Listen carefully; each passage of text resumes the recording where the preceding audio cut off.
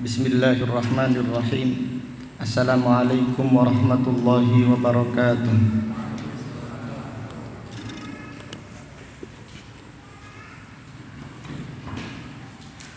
Innal hamdalillah nahmaduhu wa nasta'inuhu wa nastaghfiruh wa na'udzu billahi min syururi anfusina wa min sayyiati a'malina. Man yahdihillahu fala mudilla lahu wa man yudlil fala hadiya lahu. Wa asyhadu an la ilaha illallah wahdahu la syarika lahu wa asyhadu anna Muhammadan abduhu wa rasuluh. Amma ba'du, fa inna asdaqal hadits kitabullah wa khairal hadi hadi Muhammadin sallallahu alaihi wasallam wa syarrul umuri muhdatsatuha wa kullu muhdatsatin bid'ah wa kullu bid'atin dhalalah wa kullu dhalalatin finnar. Alhamdulillah, pada malam yang berbahagia ini, yaitu malam Jumat tanggal 10 bulan Jumada al-Ula tahun 1442 Hijriah, dengan izin Allah Subhanahu wa taala kita melanjutkan kembali kajian kitab Sifatu Salatin Nabi sallallahu alaihi wasallam minat takbiri ila taslim ka'annaka taraha, yang ditulis oleh Al-Imam Al-Allamah Al-Muhaddits Abu Abdurrahman Muhammad Nasiruddin Al-Albani, ulama besar kaum muslimin yang dilahirkan pada tahun 1333 Hijriah dan meninggal dunia pada tahun 1420 Hijriah, rahimahullahu ta'ala rahmatan wasi'ah. Qala al-muallif rahimahullah, istiqbalul Ka'bah. Penulis Al-Imam Al-Albani rahimahullah berkata, bab menghadap kiblat, yaitu menghadap Ka'bah. Menghadap kiblat ketika sholat termasuk salah satu syarat wajibnya sholat. Istiqbalul qiblah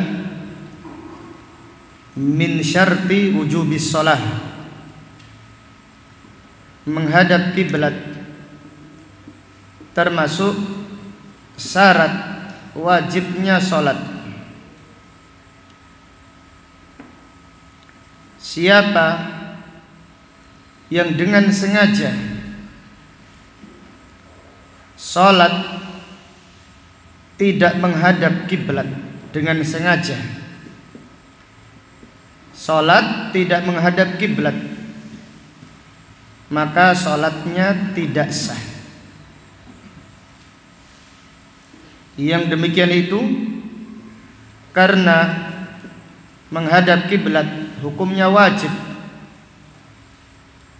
bahkan termasuk syarat sholat.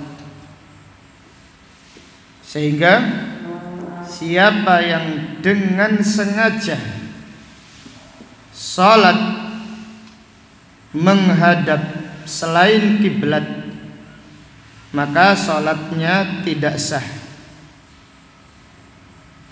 Namun siapa yang tidak sengaja sholat menghadap selain kiblat, Jadi ada orang sholat tidak sengaja menghadap selain arah kiblat, maka sholatnya sah atau tidak sah? Sholatnya sah karena dia melakukannya tidak sengaja.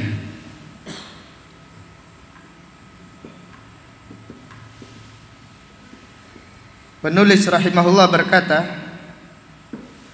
membawakan riwayat tentang bab ini, kana Rasulullah sallallahu alaihi wasallam idza qama ila sholati istaqbala al-Ka'bah fil fardi wan nafl. Rasulullah sallallahu alaihi wasallam apabila berdiri mengerjakan salat, beliau menghadap Ka'bah, yaitu menghadap kiblat,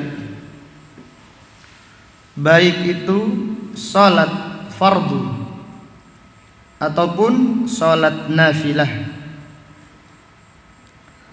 Wa amara sallallahu alaihi wasallam bidzalik. Nabi sallallahu alaihi wasallam memerintahkan para sahabat apabila salat diwajibkan menghadap kiblat. Faqala lil musii salatahu. Beliau bersabda kepada sahabat yang keliru salatnya, idza qumta ila sholati fa asbighil wudu'a thumma istaqbilil qiblata fakabbir. Rasulullah sallallahu alaihi wasallam bersabda kepada orang yang keliru salatnya, jika engkau hendak mengerjakan salat, maka sempurnakan wudumu. Ini menunjukkan pentingnya belajar tata cara berwudu yang benar, sebagaimana yang diajarkan Nabi sallallahu alaihi wasallam. Beliau bersabda, tawaddau man tawaddaa nahwa wudu'i hada. Siapa yang berwudu seperti wuduku ini. Beliau menasihatkan seorang sahabat tadi, jika engkau hendak sholat, maka sempurnakan wudumu. Berwudulah dengan sempurna, sebagaimana yang diajarkan oleh Rasulullah sallallahu alaihi wasallam. Ini masalah yang sangat penting, bukan masalah yang sepele. Banyak ikhwah atau banyak ikhwan atau banyak jamaah yang padahal sudah ngaji namun tidak atau kurang sempurna tata cara wudunya, apalagi yang tidak ngaji. Mayoritas mereka asal-asalan ketika berwudu, padahal berwudu hubungannya dengan sholat. Apabila wudunya tidak sah, otomatis sholatnya tidak sah. Fa asbighil wudu, sempurnakanlah wudu. Tsumma istaqbilil qiblata, kemudian menghadaplah ke arah kiblat. Fakabbir, baru bertakbirlah. Hadis ini adalah hadis yang diriwayatkan oleh Imam Al-Bukhari dan Muslim dan yang lainnya. Hadis ini dibawakan oleh penulis rahimahullah untuk menjelaskan wajibnya salat menghadap kiblat. Maka pada hadis ini Nabi sallallahu alaihi wasallam bersabda, "Tsumastaqbilil qiblata." Kemudian salatlah menghadap kiblat, menghadaplah kiblat, baru bertakbirlah. Perintah pada hadis ini menunjukkan menghadap kiblat hukumnya wajib. Dan di dalam Al-Qur'an Allah Subhanahu wa taala memerintahkan kaum muslimin apabila salat supaya menghadap Masjidil Haram. Maka Allah taala berfirman, "Fawalli wajhaka syatral Masjidil Haram." Palingkan atau hadapkan wajahmu ketika salat ke arah Masjidil Haram. Dalil berikutnya yang dibawakan oleh penulis rahimahullah, wa kana sallallahu alaihi wasallam fis safari yusallin nawafila ala rahilatihi. Rasulullah sallallahu alaihi wasallam apabila safar, beliau salat sunnah, salat nafilah ala rahilatihi, di atas kendaraannya, di atas kendaraannya, yaitu kadang-kadang di atas onta. Dan di dalam riwayat Nabi sallallahu alaihi wasallam salat di atas keledai. Yusallin nawafila ala rahilatihi. Beliau salat nafilah, salat sunnah di atas kendaraannya. Wa yutiru alaiha. Waalaikumsalam. Beliau salat witir di atas kendaraannya, haitsu tawajjahat bihi syarqan wa gharban. Ketika salat di atas kendaraan, beliau menghadap ke arah manapun, baik timur dan barat. Wa fi dzalika nazala qauluhu ta'ala. Maka tentang hal ini turunlah firman Allah Subhanahu wa taala, fa aina ma tuwallu fa thamma wajhullah. Kemanapun kalian menghadap, pada hakikatnya, pada intinya kalian menghadap wajah Allah Subhanahu wa taala. Hadis ini dibawakan oleh Al-Imam Al-Albani rahimahullah untuk menjelaskan salat itu wajib menghadap kiblat. Kemudian dikecualikan, ada pengecualiannya, siapa yang sedang safar, musafir, apabila salat sunnah, pengen salat duha ataupun qiyamul lail ataupun salat witir, dibolehkan salat di atas kendaraan tidak menghadap kiblat ke arah manapun. Lebih utama sebagaimana yang dilakukan Nabi sallallahu alaihi wasallam. Kadang-kadang beliau salat, ketika salat sunnah di atas kendaraan, pertamanya menghadap kiblat. Jadi ketika takbiratul ihram menghadap kiblat. Allahu akbar. Setelah kendaraannya berangkat menghadap arah manapun. Ini lebih utama. Tetapi diriwayatkan juga bahwasannya Nabi sallallahu alaihi wasallam apabila salat sunnah di atas kendaraan ketika safar, maka takbirnya kendaraannya menghadap arah manapun, menghadap timur, menghadap barat.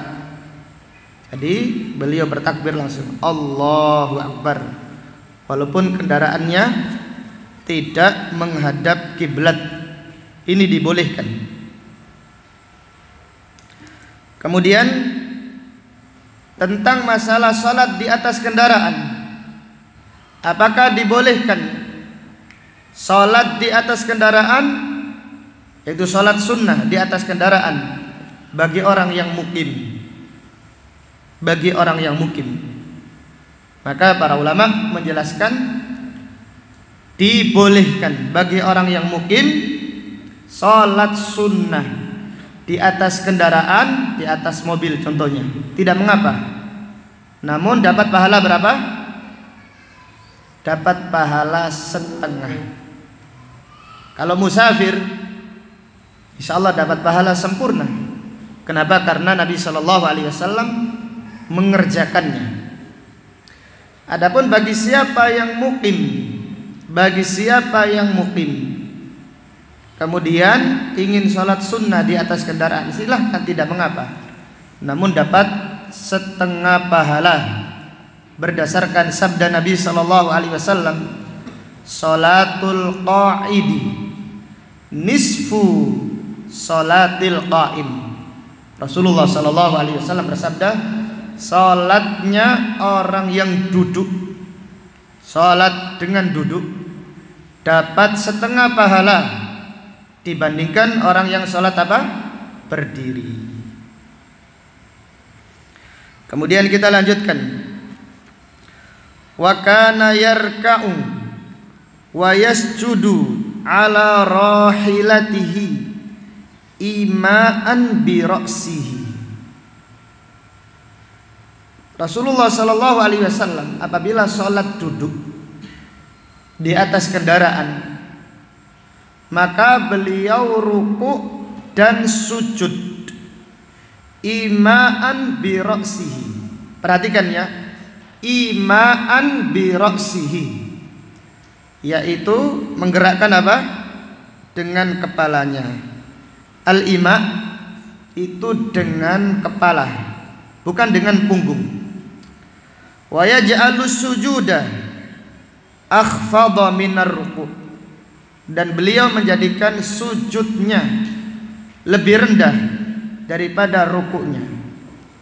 Jadi contohnya kita contohkan ketika seseorang sholat di atas kendaraan, Allahu Akbar, kemudian mau rukuk, Allahu Akbar dengan kepalanya, Sami Allahu liman hamidah, kemudian mau sujud, Allahu Akbar. Gerakannya dengan apa? Dengan kepala. Adapun sebagian ulama berpendapat ketika sujud ikut merunduk, punggungnya digerakkan, wallahu taala a'lam. Jelas ya? Akan tetapi dalilnya jelas. Di sini disebutkan ima'an bi ra'sihi. Nabi SAW ketika rukuk ataupun sujud dengan menggerakkan kepalanya, bi ra'sihi. Wa yaj'alus sujuda akhfadha minar ruku', dan beliau menjadikan sujudnya lebih rendah daripada rukuknya. Kemudian kita lanjutkan. Wa kana ahyanan idza arada an yatatawwa'a ala naqatihi. Kadang-kadang Nabi SAW apabila ingin sholat sunnah di atas kendaraannya, istaqbala bihal qiblah, maka ontanya dihadapkan ke arah mana? Ke arah kiblat. Fakabbara, baru Nabi SAW bertakbir, Allahu Akbar. Thumma shalla haitsu wajjahahu rikabuhu. Kemudian apabila sudah bertakbir, sholat menghadap arah manapun, yaitu kendaraannya, ontanya berjalan. Ini menunjukkan lebih utama bagi siapa yang sholat di atas kendaraan, yaitu pertama kali berangkat hadapkan ke arah mana? Kiblat. Kemudian setelah bertakbir, kendaraannya silahkan menghadap arah manapun. Dari hadis ini juga terdapat pelajaran bahwasanya supir orang yang sedang nyetir dibolehkan sholat di atas apa? Kendaraan. Sholat sunnah. Itu bagi yang nyetir. Bagi yang nyetir tidak mengapa sholat sunnah ketika safar, sholat di atas kendaraan. Kemudian Fadilatul Syekh Al-Albani membawakan hadis, wa kana idza arada an yusalliyal fariḍah nazalah. Nabi sallallahu alaihi wasallam apabila ingin salat fardu, nazalah, beliau turun. Apabila ingin salat fardu, beliau turun, fastaqbalal qiblah, beliau salat menghadap kiblat.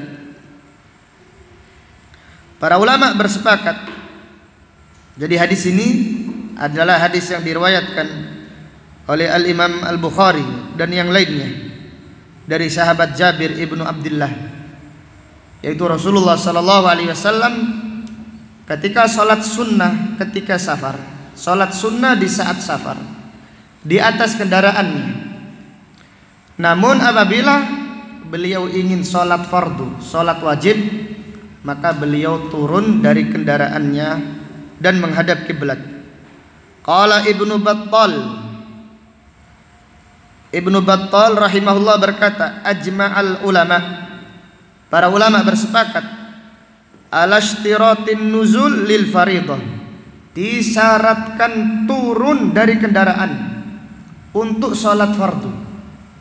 Jadi salat fardu tidak boleh di atas bus, tidak boleh di atas apa? Mobil. Wa annahu la yajuzu li ahadin, tidak dibolehkan bagi siapapun juga an yusalliyal fariḍata 'ala dabah min ghairi udrin, tidak dibolehkan bagi siapapun juga salat fardu di atas kendaraan tanpa udur. Jadi kalau salat di atas mobil tidak ada alasan salat di atas mobil salat fardu, karena seorang yang nyetir atau naik mobil biasanya bisa apa? Turun. Adapun naik pesawat, naik pesawat bagaimana? Naik pesawat, apakah dibolehkan sholat di atas pesawat? Boleh. Apakah boleh sholat dengan duduk? Silahkan. Tetapi lebih utama di atas pesawat untuk sholat fardu tetap dikerjakan dengan apa? Dengan berdiri. Usaha dulu. Insya Allah kalau usaha, Allah memberi kemudahan. Jadi kalau bisa di atas pesawat ataupun di atas kereta, sholatlah dengan sempurna seperti kita sholat biasanya. Namun apabila ada udzur tidak mungkin, baru tidak mengapa sholat di atas pesawat atau di atas kapal dengan duduk.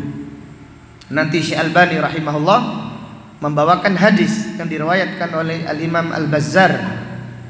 Nabi SAW ditanya tentang orang yang sholat di atas kapal, maka beliau bersabda, sholli fiha qa'iman, sholatlah dengan apa? Berdiri. Illa anta khafal gharaq, kecuali engkau takut tenggelam dalam keadaan ombak, maka sholatlah tidak mengapa dengan apa? Duduk. Wallahu ta'ala a'lam bisawab. Dari dalil-dalil yang telah dibacakan terdapat kesimpulan faedah, terdapat beberapa pelajaran dan faedah yang bisa disimpulkan. Yang pertama, istiqbalul qiblati syartun min syurutis shalah. Menghadap kiblat. Menghadap kiblat adalah syarat wajibnya salat, dan termasuk salah satu syaratnya salat. Maka Nabi Shallallahu Alaihi Wasallam apabila sholat, beliau selalu menghadap kiblat. Karena apa? Menghadap kiblat hukumnya wajib, bahkan termasuk syaratnya sholat. Dari bab ini terdapat pelajaran atau dari hadis-hadis yang telah dibacakan, man ta'ammada adama istiqbalil qiblah batalat sholatuh. Siapa yang sengaja sholat tidak menghadap kiblat, maka batal sholatnya, sholatnya tidak sah. Siapa yang sengaja tidak menghadap kiblat ketika sholat, terutama sholat fardu yang disengaja, ataupun sholat sunnah tidak di atas kendaraan, sengaja sholat tidak menghadap kiblat, maka sholatnya tidak sah, batal. Kemudian pelajaran berikutnya dari hadis-hadis yang dibacakan, terdapat pelajaran man nasiya istiqbalal qiblah sahhat salatuhu.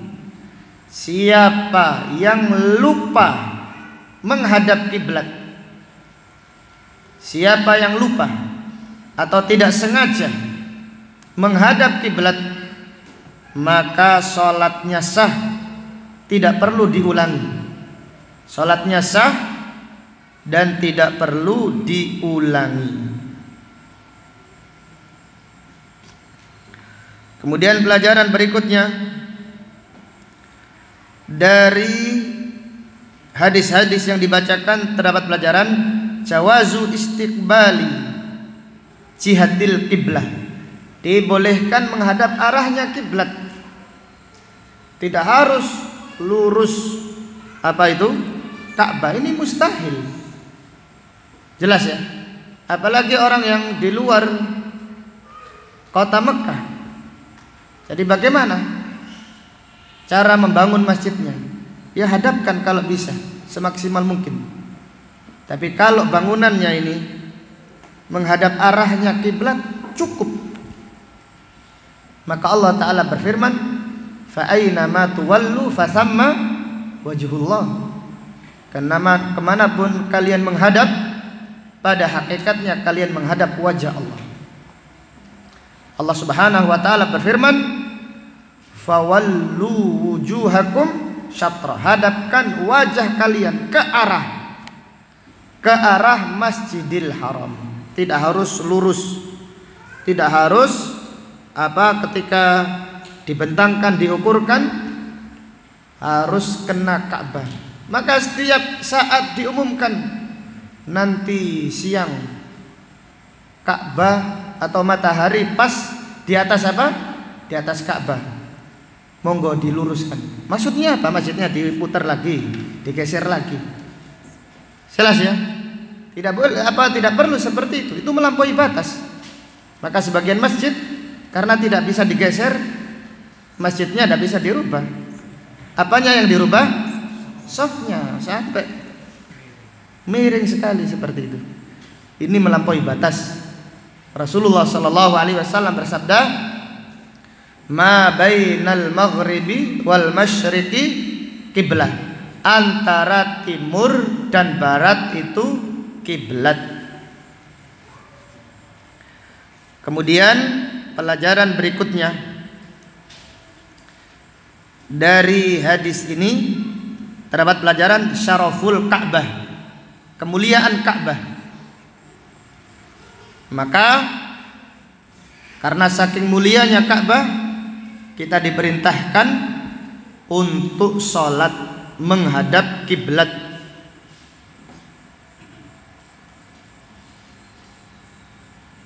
Kemudian dari bab ini terdapat pelajaran fihi annal Ka'bah laisat ilahan min dunillah. Bahwasanya Ka'bah itu bukan sesembahan dari selain Allah. Jadi orang-orang musyrik mengatakan kaum muslimin menyembah batu. Depiye ini? Kita hanya diperintahkan salat menghadap Ka'bah, menghadap kiblat, bukan diperintahkan menyembah apa? Ka'bah. Allah Ta'ala berfirman, "Falyabudu rabb hadzal bait." Sembahlah hadzal bait. Enggak, Allah Ta'ala berfirman, "Falyabudu rabb hadzal bait." Sembahlah Rabb yang memiliki rumah ini. Itu sembahlah Allah yang memiliki Ka'bah ini. Umar ibnul Khattab radhiyallahu anhu ketika mencium Hajar Aswad. Umar ibnul Khattab radhiyallahu anhu ketika mencium Hajar Aswad berkata, "Wallahi inni la'alamu annaka hajar." Demi Allah, aku tahu kamu itu batu saja. La tanfa'u wa la tadur. Engkau tidak bisa memberi manfaat, tidak bisa memberi madarat. Falaula anni ra'aitu Rasulullah sallallahu alaihi wasallam qabbalaka ma qabbaltuka. Sekiranya aku tidak melihat Rasulullah sallallahu alaihi wasallam menciummu, aku tidak akan menciummu. Jelas ya? Itu akidah. Maka kita ketika haji, ketika tawaf, kemudian mengusap Hajar Aswad atau mencium Hajar Aswad, tujuannya supaya mengamalkan sunnah. Jelas ya? Bukan tujuannya supaya Hajar Aswad ngasih berkah. Hajar Aswad diusap, kemudian diusapkan badannya. Kemudian Hajar Aswad diusap, niatnya supaya bisnisnya berkah, anaknya berkah, usahanya lancar, dan seterusnya. Ini adalah perbuatan yang tabarruk, mencari berkah kepada selain Allah. Tidak boleh. Apalagi bukan Ka'bah. Ada orang yang anaknya ditempelkan di dinding Masjidil Haram, diusap-usap kayak gitu. Maksudnya apa? Pintu Masjidil Haram diusap-usap, semuanya diusap, dicari berkah. Ini tidak benar. Jadi kita diperintahkan sholat menghadap Ka'bah, iya, supaya kaum muslimin itu sholat menghadap arah yang satu. Tujuannya itu. Dan ini menunjukkan kemuliaan Ka'bah. Iya, mulia. Namun bukan berarti disembah dari apa? Dari selain Allah Subhanahu wa ta'ala. Maka Allah Ta'ala berfirman, "Falyabudu rabb hadzal bait." Sembahlah Rabb, yaitu Allah yang memiliki rumah ini. Jangan menyembah rumah ini. Ini rumah ini Ka'bah, batu, tidak bisa memberi manfaat, tidak bisa memberi madarat. Wallahu taala alam. Insyaallah kita lanjutkan setelah adzan.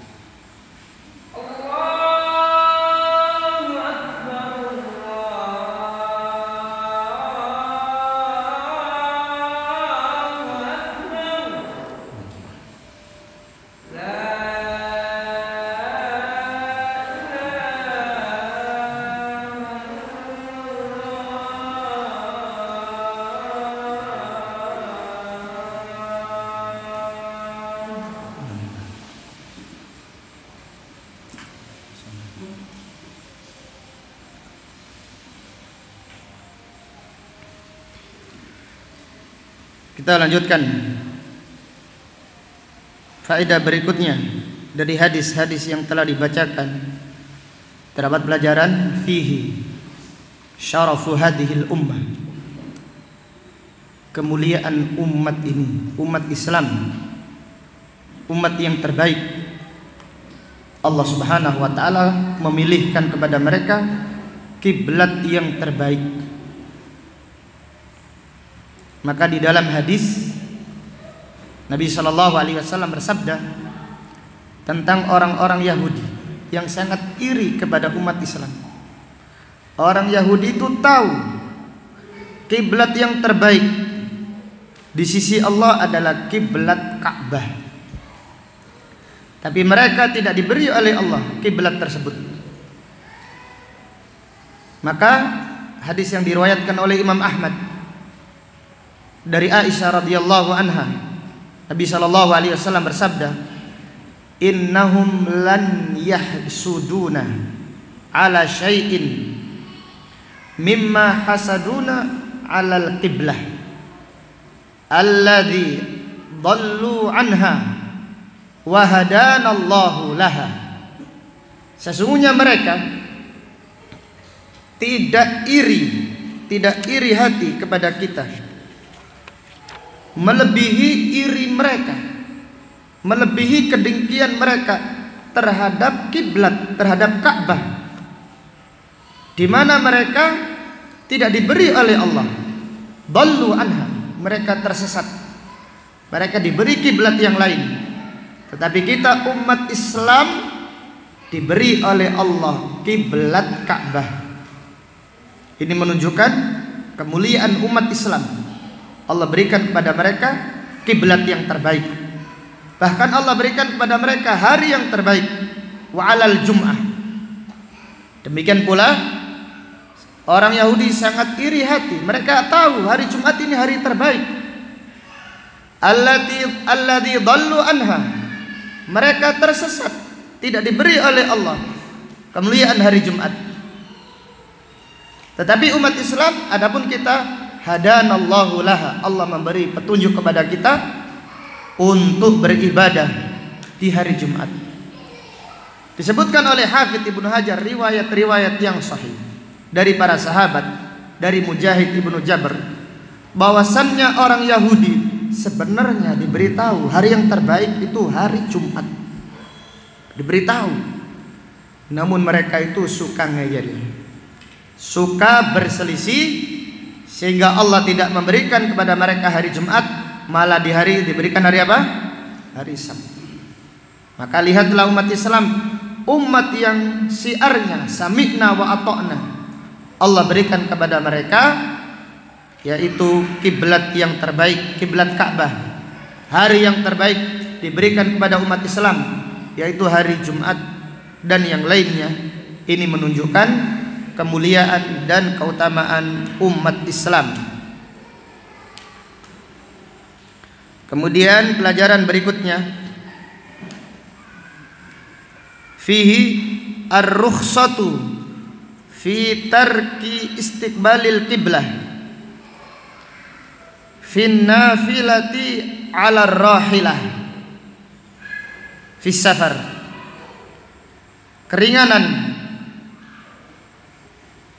Keringanan meninggalkan, yaitu keringanan salat tidak menghadap kiblat, yaitu salat sunnah. Bagi siapa yang salat di atas kendaraan ketika safar, keringanan tidak menghadap kiblat. Bagi siapa yang sholat sunnah di atas kendaraan ketika safar. Jadi orang yang sholat sunnah di atas kendaraan ketika safar atau bahkan ketika mukim, tidak mengapa sholat menghadap arah manapun walaupun tidak menghadap kiblat. Adapun sholat sunnah di atas kendaraan bagi siapa yang mukim dibolehkan. dibolehkan akan tetapi mendapat setengah pahala. Jadi sholat sunnah di atas kendaraan bagi siapa yang mukim dibolehkan, namun mendapatkan setengah pahala berdasarkan hadis yang telah kita bacakan, yaitu Nabi SAW bersabda, sholatul qaid, sholatnya orang yang duduk, nisfu sholatil qaim, dapat setengah pahala orang yang sholat berdiri. Demikian yang dipahami para ulama kaum muslimin. Kemudian pelajaran berikutnya, fihi al-aslu fi sholatil faridah la yajuzu ala rahila illa min udrin. Pada asalnya sholat fardu tidak boleh di atas kendaraan kecuali jika karena udur. Pada asalnya sholat fardu, pada asalnya sholat fardu tidak boleh dikerjakan di atas kendaraan, di atas mobil dengan duduk, tidak boleh. Atau naik motor sholat zuhur sambil naik sepeda motor, ini tidak boleh. Iya, kecuali karena udur. Karena udur, orang naik kereta api, gimana dia? Tidak bisa turun. Atau naik pesawat, atau naik kendaraan yang lain yang tidak mungkin turun, maka tidak mengapa sholat fardu di atas kendaraan. Kemudian faedah tambahan yang kita nukil secara makna ya dari Fathul Bari, khuruju baulil himar wa rawthihi asna as-salati alaihi la yubtilus shalah.